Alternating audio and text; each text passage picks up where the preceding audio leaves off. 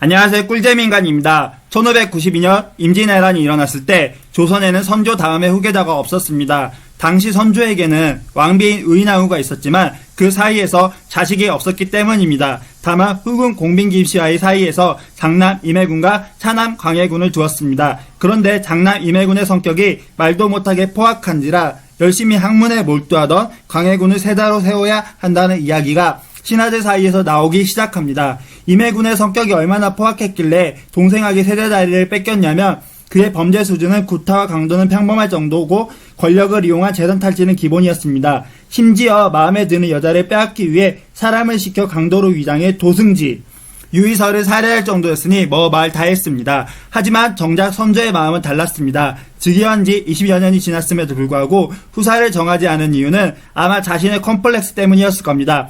자신이 후궁의 소생이었기 때문에 후계자만큼은 정실 부인에게서 얻은 자녀로 정하고 싶었던 겁니다.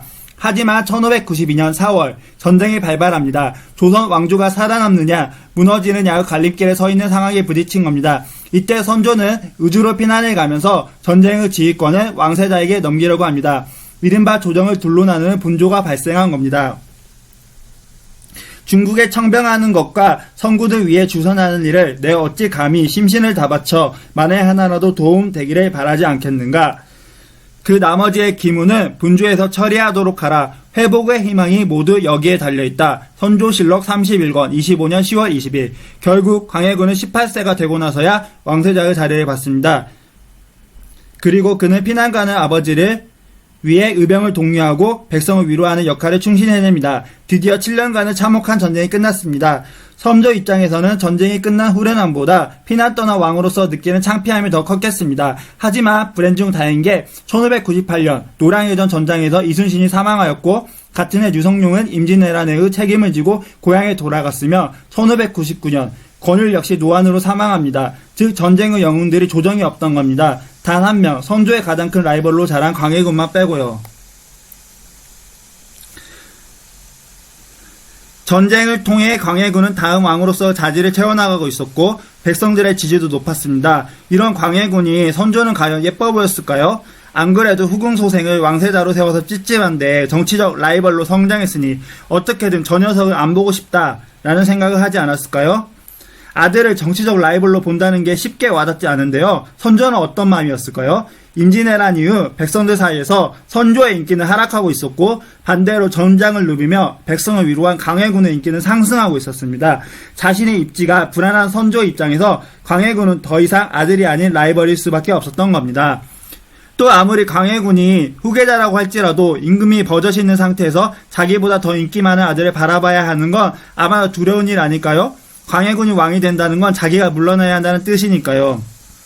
이런 광해군이 인생 최대의 위기가 찾아옵니다. 바로 아버지가 맞이한 새로운 왕비가 와드를 낳은 겁니다. 임진왜란 이후 성조 왕비였던 의나후가 세상을 떠났습니다. 왕비의 자리는 비워줄 수 없으므로 새 왕비를 맞이해야 했습니다. 이때 51세의 선조가 19세의 어린 왕비를 맞이하니 그녀가 바로 임무왕후입니다. 새 어머니의 나이가 광해군보다 9세나 어렸던 겁니다. 이후 임무왕후 1606년 떡하니 아들을 낳습니다. 선조가 그렇게 말하던 적장자를 55세가 되어서 얻은 겁니다. 선조 눈에는 이 아이가 얼마나 예뻐 보이겠어요. 아이의 이름은 영창대군입니다. 왜 대군이냐고요? 왕비의 아들은 대군, 후군의 아들은 군을 붙이기 때문입니다. 하루아침에 갓난아이에게 왕세자리를 뺏기게 되었으니 말입니다. 아마도 하늘이 무너지는 것 같았을 겁니다. 신하들도 두 세력으로 갈라집니다. 임진왜란 이후 외적과 싸운 북인들이 크게 성장했는데 이들은 광해군을 지지하는 대북파로, 새로 태어난 적장자 영창대군을 지지하는 이들은 소북파로 나눈 겁니다. 그리고 선조의 마음을 읽은 소북파는 왕세자를 영창대군으로 바꾸자고 말합니다. 하지만 영창대군이 3세가 되던 해에 선조가 승하합니다. 적장자이긴 하지만 어떻게 3살이 왕이 될 수 있겠어요. 그래서 우여곡절 끝에 광해군이 왕위에 오릅니다.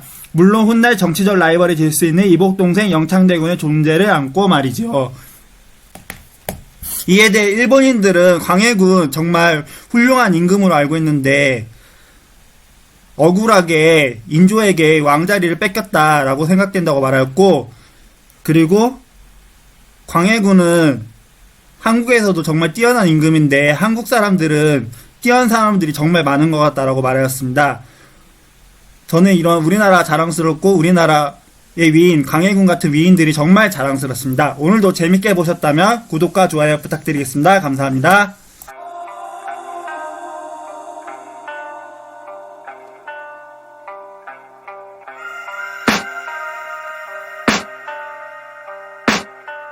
I can hear the demons call when they do what they do, and now I feel like taking off, find a place with a view. The pain is not